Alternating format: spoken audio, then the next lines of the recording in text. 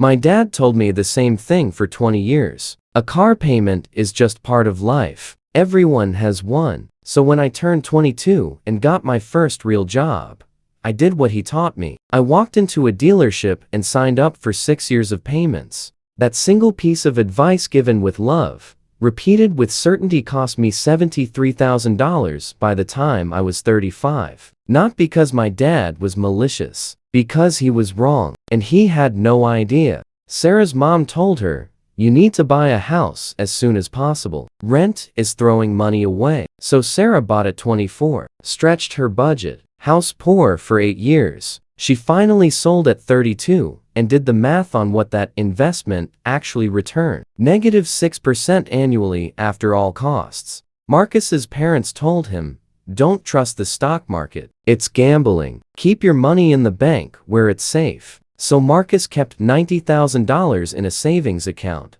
earning 0.5% for 12 years. While inflation ran at 3.2%, he didn't lose money on paper, but in purchasing power, he lost $27,000, doing exactly what his parents said was safe. 3 people, 3 parents who loved them, 3 pieces of advice that cost over $100,000 combined. And here's the thing that makes this complicated. None of the parents were lying. They were passing down what worked for them, in their economy, in their decade, with their interest rates and their housing market and their job security. But the rules changed, and nobody told them, so they kept teaching the old game. I'm Kevin, and over the last 7 months, I've interviewed 216 people between the ages of 28 and 42 about the money advice their parents gave them. Not abusive parents, not neglectful parents, loving, well-meaning parents who genuinely believed they were setting their kids up for success. And I found 5 pieces of advice that came up over and over. Advice that made sense in 1985. Advice that destroys wealth in 2026. Today I'm showing you the 5 money lies your parents accidentally taught you. Not to blame them, but to free you. Because you can love your parents and still unlearn what they taught you about money. By the end of this video, you'll understand why car payments feel normal but shouldn't. Why your parents' obsession with homeownership might be your biggest financial mistake. And why the advice that kept them safe is the exact advice that's keeping you poor. And here's the part that's going to sting. Every year you keep following their advice, the gap gets wider. The average person I interviewed who unlearned these lies had $83,000 more in net worth than their peers who didn't. Same age, same income, different programming. Let's start with the lie that's costing you the most. And it's probably sitting in your driveway right now. Lie number 1. A car payment is just part of life. Your parents said this because for them, it was true. In 1990, the average new car cost $14,000. Average household income was $29,000. That's 0.48 times annual income. In 2026, the average new car costs $48,000. Average household income is $72,000. That's 0.67 times annual income. Cars got 40% more expensive relative to what people earn, but the advice stayed the same. Here's what your parents didn't see coming. In their generation, you bought a car, paid it off in 3 years, and drove it for another 7. In 2026, the average car loan is 6.5 years, and most people trade in before it's paid off. Which means they're never not making a car payment. They just keep rolling negative equity into the next loan. This is called being permanently financed, and it's normalized. Let me show you what this actually costs. Average car payment in 2026, $612. Average person keeps a car payment from age 25 to age 65. That's 40 years. 612 times 12 months times 40 years. $293,760. But here's the part that destroys wealth. That money isn't just gone. It's opportunity cost. If you invested that $612 a month instead, at a conservative 7% return over 40 years, you'd have $1.6 million. Your parents didn't think about opportunity cost, because in their world, there was no alternative. You needed a car to get to work. Cars cost money. You financed it. End of conversation. But in 2026, there is an alternative. Buy a $7,000 used car in cash. Drive it for 3 years while saving that $612 a month. After 3 years, you have $22,000 saved. Sell the $7,000 car for $5,000. You now have $27,000 cash. Buy a $15,000 car in cash. Bank the remaining $12,000. Keep saving that $612. You're now permanently ahead, and you never make a car payment again. I can hear the objection already. But Kevin, I need a reliable car. A $7,000 car will break down.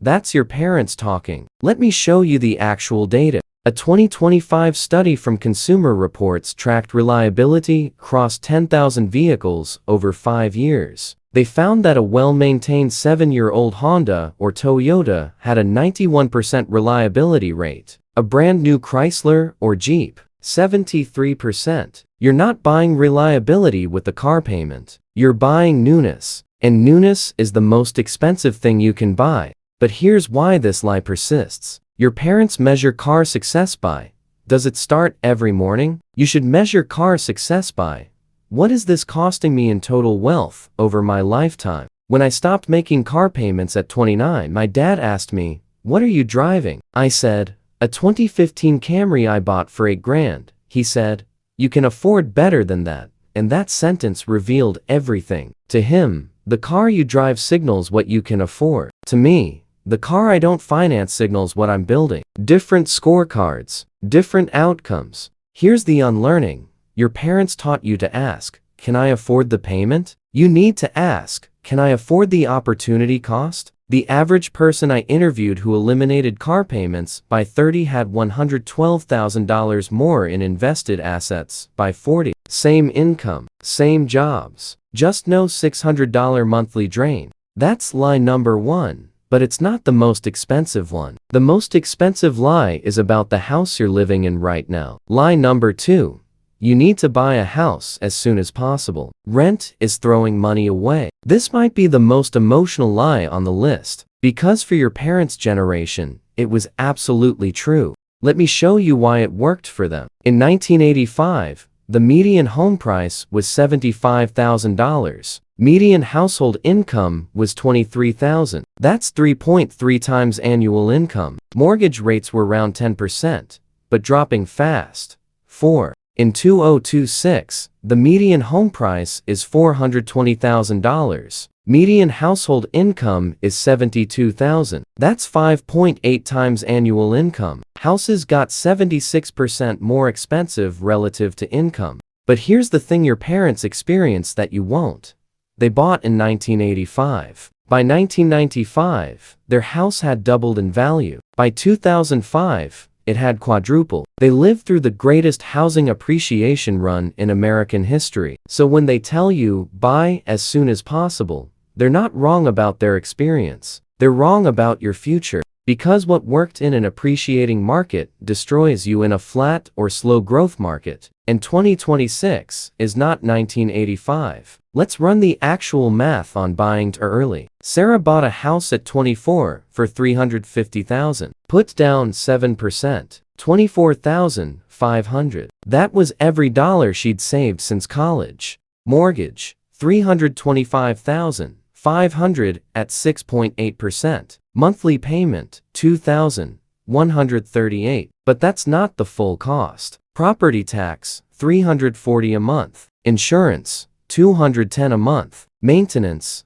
1% of home value annually, $290 a month. Total monthly cost, $2,978. She could have rented a comparable place for $1,900 a month. The difference? $1,078 a month. She could have invested. She owned the house for 8 years, sold it for $395,000. Sounds like a win, right? $45,000 in appreciation. But let's subtract the actual costs. Closing costs when she bought, $10,500. Closing costs when she sold, $23,700. Maintenance and repairs over 8 years, $31,000. Property tax over 8 years, $32,640. Total costs, $97,840. She sold for $45,000 more than she paid. but she spent $97,840 to get there. Net loss, $52,840. Meanwhile, if she'd rented for $1,900 and invested that $1,078 monthly difference at 7% for 8 years, she'd have $119,000. Buying the house didn't just cost her $52,000 in real losses. It cost her $119,000 in opportunity cost. Total damage, $171,000. And her mom still says, "At least you didn't throw money away on rent." Here's what your parents don't understand about 2026. Rent isn't throwing money away. Rent is paying for flexibility, liquidity, and the option to deploy capital elsewhere. Buying a house you can barely afford in your 20s isn't building wealth. It's locking up all your capital in an illiquid asset with 5-figure transaction costs. The unlearning your parents taught you. Buy as soon as you can. You need to learn. Buy when the math makes sense.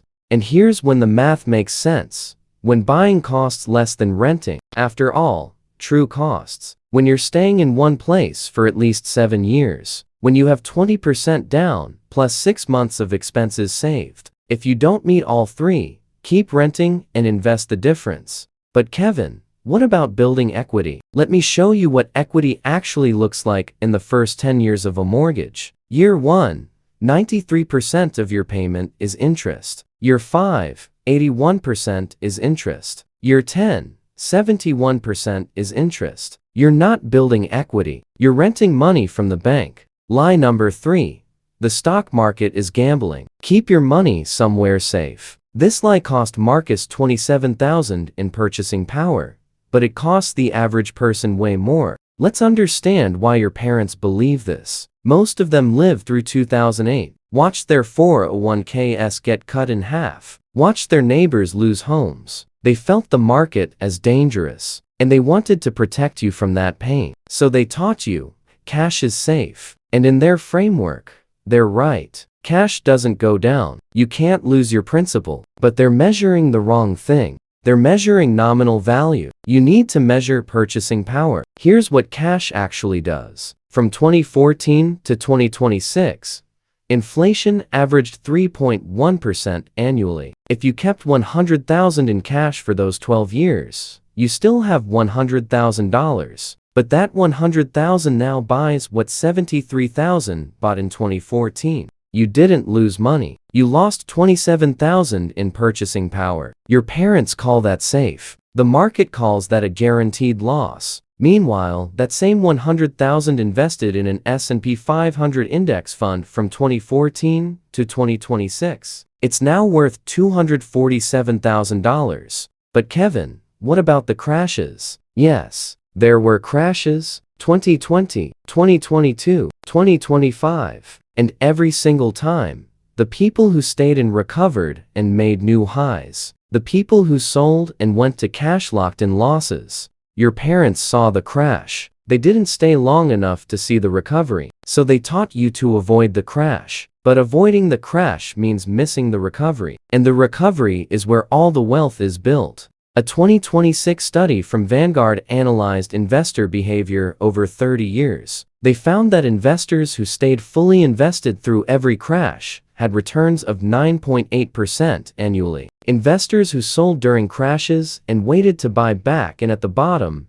had returns of 3.1% annually. Missing just the 10 best days in the market over 30 years cut your returns by 63%. And those 10 best days? They almost always happen right after the worst days. Your parents taught you to sell when it feels scary. The market rewards you for buying when it feels scary. Opposite instincts, opposite results. Here's the unlearning your parents taught you. The market is risky. You need to learn.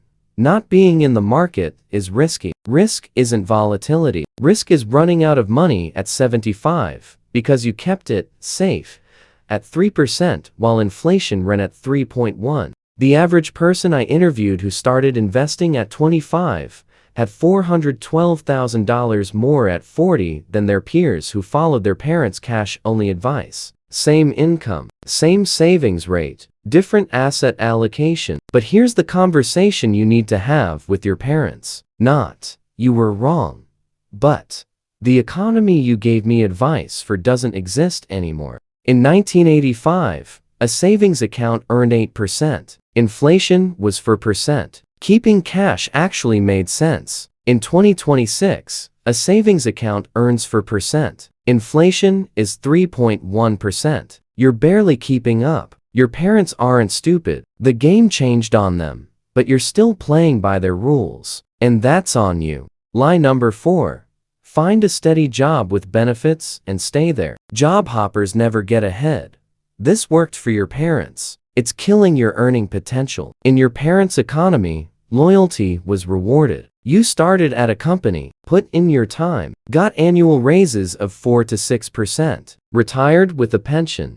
In 2026, loyalty is punished. Annual raises average 2.8%. Inflation averages 3.1%. Staying at the same company means taking a pay cut every year. Meanwhile, switching jobs averages a 14.3% raise. Let me show you what this means over a decade. Employee A stays loyal, starts at $60,000, gets 3% raises annually. After 10 years, $80,635. Employee B switches jobs every 2.5 years, starts at $60,000, gets 14% raises at each switch. After 10 years, $108,942. Same starting point. Employee B makes $28,000 more per year. Over a 30-year career, that's $973,000 in additional lifetime earnings, just by ignoring what their parents told them about loyalty. But Kevin, what about building relationships and company culture? And let me stop you there. Your parents had pensions. You have a $401,000 match that vests in 3 years. Your parents had healthcare tied to employment. You have marketplace options. Your parents had gold watches. You have LinkedIn endorsements. The incentive structure changed. The advice didn't. Here's what the data actually says. A 2025 study from Harvard Business Review tracked 10,000 employees over 15 years. Employees who stayed at one company longer than 5 years earned 23% less over their career than employees who strategically switched every 2 to 3 years. And the gap accelerated over time because salary is compounding. If you start your next job at 14% more, every raise after that is calculated on the higher base. If you stay and get 3%, you're compounding from a lower base forever. Your parents taught you, don't leave a good thing. You need to learn. You can't get market rate at a company that hired you 3 years ago, because companies don't give market rate raises. They give cost of living adjustments. If you want market rate, you have to go to market. But here's the nuance your parents miss. Strategic job hopping isn't quitting every 6 months. It's staying long enough to build skills and credibility, 2 to 3 years, then leveraging those skills for a meaningful raise. I stayed at my first job for 4 years. My dad was proud. Then I left for a 41% raise. My dad asked, "What if the new place doesn't work out?" I said, "Then I'll have 41% more experience to leverage somewhere else." He didn't get it, because in his economy, leaving was risky. In mine, staying is risky. The unlearning, your parents taught you. Loyalty equals security. You need to learn. Market value equals security. The people who build wealth in 2026 aren't loyal to companies. They're loyal to their own earning potential. And when you switch strategically every 2.5 to 3 years, you're not job hopping, you're salary hopping. And salary hopping is how you compress a 40-year career of raises into 15 years. Lie number 5.